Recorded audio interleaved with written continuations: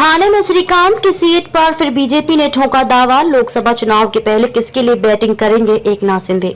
महाराष्ट्र में लोकसभा चुनाव को लगभग एक साल का वक्त है, लेकिन एकनाथ शिंदे और बीजेपी के बीच सीटों के बंटवारे को लेकर अभी से तनातनी शुरू हो चुकी है। ठाणे जिले को महाराष्ट्र के मुख्यमंत्री एकनाथ शिंदे का गढ़ माना जाता है। ठाणे, कल्याण, डोंबिवली, पालघर जैसे इलाकों में शिंदे का वर्चस्व है। ये कहा जाता है कि लेकिन अब इस वर्चस्व को कम करने की कोशिश शिंदे की सहयोगी बीजेपी कर रही है।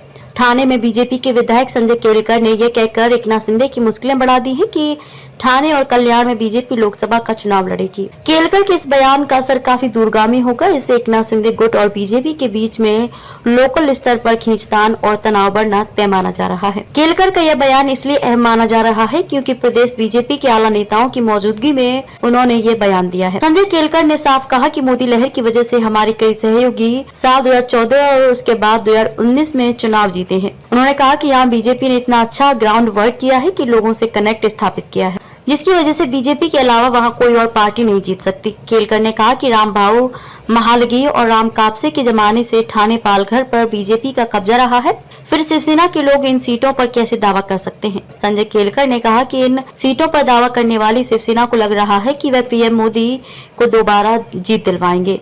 यह उनकी गलतफहमी है। बीजेपी के जमीनी कार्यकर्ता प्रधानमंत्री नरेंद्र मोदी को फिर से जीत दिलाने के लिए कमर कस चुका है। बीजेपी का कार्यकर्ता मोदी सरकार का एक एक काम जनता तक पहुंचाने में जुटा हुआ है। संजय केलकर के बयान को गंभीरता से नहीं लेते हैं। हैरत की बात यह रही कि कार्यक्रम में मौजूद बीजेपी के आला नेताओं ने संजय केलकर के इस बयान पर कोई टिप्पणी नहीं की। ऐसे में यह सवाल उठ खड़ा हुआ है कि क्या बीजेपी और शिंदे सेना के बीच लोकसभा चुनाव के पहले तनाव होना तय है।